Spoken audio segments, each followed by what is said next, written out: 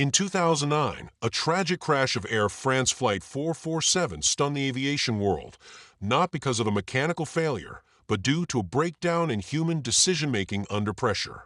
Despite having all the right information and systems in place, the pilots failed to respond effectively to a manageable emergency. This catastrophe became a powerful case study in how productivity isn't just about tools and information. It's about how we think, decide, and act under uncertainty. In a world obsessed with doing more, faster, we often confuse motion with progress and busyness with effectiveness.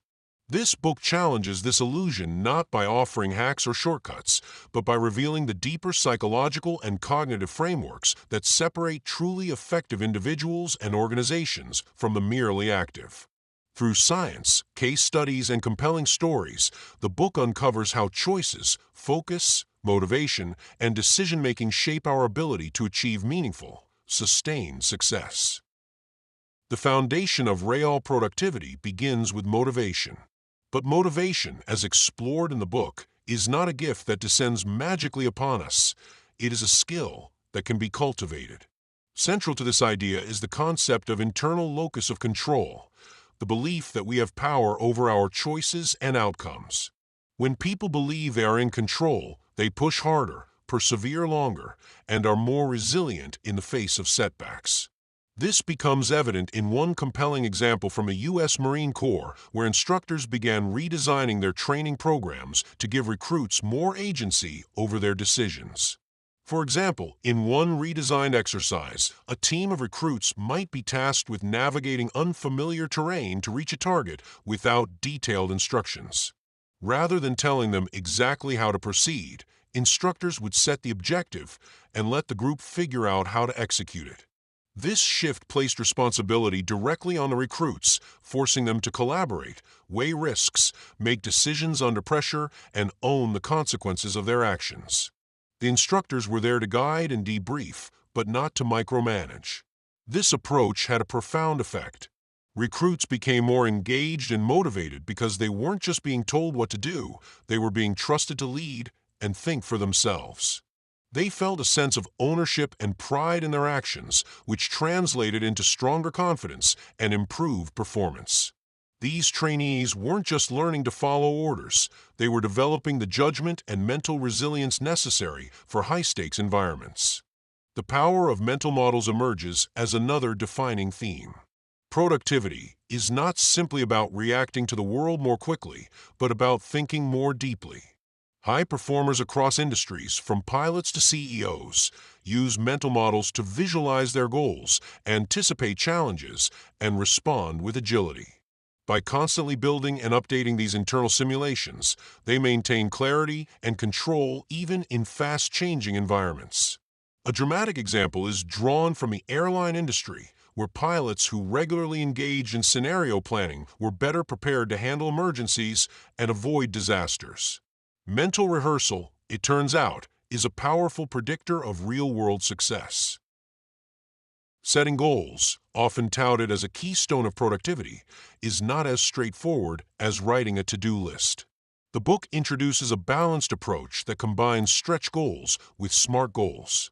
Stretch goals encourage us to aim high and dream big, while SMART goals ensure that those dreams are broken down into achievable, specific steps.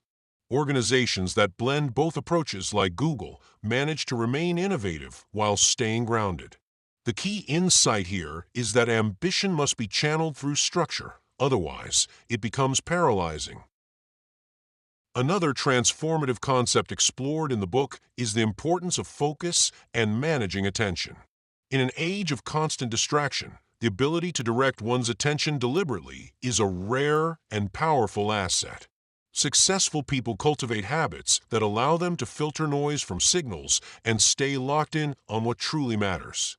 The story of how air traffic controllers are trained in situational awareness underlines this point. Controllers learn to construct a dynamic map of their surroundings in their minds, constantly updating it with new information. This same skill, active monitoring, can be applied to daily life to improve decision-making and reduce errors. Teamwork, too, is reimagined in a more nuanced light. The book explains that the best teams don't necessarily consist of the smartest people, but those with strong group norms, especially psychological safety. Teams that create space for open communication, mutual respect, and vulnerability outperform others consistently. Google's Project Aristotle, which sought to uncover the secret to great teams, found that who is on a team matters less than how team members interact. Google's Project Aristotle began with a deceptively simple question: what makes a team effective? At a company built on data, algorithms, and engineering talent, one might expect the answer to lie in selecting the smartest individuals or optimizing workflows. But after analyzing over 180 Google teams for 2 years, researchers discovered something far more human at the core of high-performing groups: psychological safety. The project, named after Aristotle's phrase, "the whole is greater than the sum of its parts," initially attempted to find patterns based on team composition, skills, seniority, personality types, or work styles. But those variables failed to predict success. Some teams composed of star performers floundered, while others with average resumes flourished. What ultimately emerged as the clearest driver of success wasn't who was on the team, but how they interacted with one another. Specifically, psychological safety became the defining feature. This refers to an environment where team members feel safe to take risks, express ideas, admit mistakes, and ask questions without fear of embarrassment or retaliation. In practical terms, this translated into meetings where junior employees could challenge senior staff without retribution. One team that stood out in Project Aristotle was composed of employees from different departments, none of whom had particularly stellar individual performance records. But their meetings were open, their disagreements were respectful, and they knew that even unconventional ideas would be heard. That team ended up outperforming others filled with top-tier engineers because they communicated better, trusted one another, and weren't afraid to fail in front of each other. Decision-making under uncertainty is another critical area explored. The book examines how probabilistic thinking can sharpen intuition and lead to better outcomes. We are often drawn to the illusion of certainty, but effective decision-makers accept ambiguity and use it to their advantage. They weigh probabilities, consider multiple outcomes, and prepare for the unexpected. This is illustrated through the case of poker players and military strategists who succeed not because they predict the future perfectly, but because they make better bets over time by acknowledging uncertainty and adapting rapidly. In the case of elite poker players, success depends on how well they can read limited signals, calculate odds, and control their impulses under pressure. They don't win every hand, and they know they never will. What they focus on instead is consistently making decisions that have positive expected value over time. They embrace the reality that chance will sometimes make poor choices seem lucky and good choices seem like errors, but they rely on long-term patterns rather than short-term outcomes. They also adapt to changing table dynamics, adjusting their strategy based not just on the cards, but on evolving behaviors and patterns of other players. Military strategists apply the same principle on a much broader and more consequential scale. They rarely have the luxury of perfect intelligence and must make critical decisions amid fog, friction, and chaos. Successful military leaders, like those trained in the U.S. Army's Command and General Staff College, are taught to develop flexible strategies that can adapt as conditions change on the battlefield. A core concept they rely on is mission command, which empowers lower-level officers to make decisions based on the overall intent, even when communications break down or plans go awry. This approach values adaptability over rigid execution. These fields offer a powerful metaphor for navigating modern life and work. Whether you're launching a product, managing a team, or choosing a career path, success rarely comes from following a fixed plan. Instead, it comes from thinking in bets, acknowledging what you don't know, acting decisively anyway, and learning fast from every outcome. Innovation and creativity, surprisingly, also have a place in the productivity conversation. Rather than being flashes of inspiration, innovation often results from combining old ideas in new ways. The book recounts how Disney's Frozen was saved from mediocrity through a last-minute narrative shift that came from cross-functional collaboration and relentless iteration. Originally, Elsa was written as a villain, and the story lacked emotional depth. But through intense collaboration between writers, animators, and musicians, and a willingness to scrap large portions of completed work, the team reimagined Elsa as a misunderstood hero.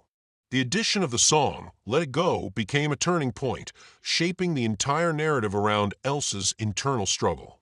This shift transformed Frozen into a global hit, proving that creative breakthroughs often come from iteration, cross-functional teamwork, and embracing feedback, even late in the process. Creativity, then, is not magic. It is a product of deliberate, often messy, experimentation and risk-taking. Productive creatives are those who are willing to fail often and recover quickly. Absorbing data in a meaningful way is the next important factor of productivity. In the age of big data, simply having access to information is not enough. What matters is how we internalize and use that data. People and companies who thrive are those who transform passive information into active learning. One of the most revealing moments in the book comes from a powerful case study at a children's hospital in Cincinnati, which was struggling with high rates of medical errors and poor patient outcomes, despite having access to sophisticated monitoring systems and real-time data. The hospital was already equipped with machines that tracked vital signs and generated alerts when something went wrong. Yet, those alerts were often ignored or misunderstood, creating a dangerous illusion of control. The problem wasn't the absence of data, it was the lack of meaningful engagement with it. To turn things around, hospital leaders shifted their focus from just collecting information to helping staff truly interpret and internalize it. They retrained nurses and doctors to recognize subtle trends, patterns, and context rather than waiting for alarms to go off. Instead of relying solely on machines, caregivers began discussing what data meant in real time, anticipating complications before they escalated. This cultural shift toward active engagement with data, not just passive reception, dramatically reduced complications and improved survival rates. The lesson is profound. Productivity and success don't come from having more information, but from understanding how to convert that information into thoughtful, proactive decision-making. The final theme that ties all these insights together is the value of reflection. Time spent analyzing what went wrong or what went right can yield massive improvements. Organizations like the U.S. military formalize this through after-action reviews, where teams dissect missions in detail, even when things go well. This habit of reflection creates feedback loops that continuously refine performance. Individuals, too, can benefit from regular introspection, whether it's through journaling, meditation, or mindful planning. In conclusion, Smarter, Faster, Better is not about working more, but working with intention. It reframes productivity as a mindset and a collection of habits rather than a race.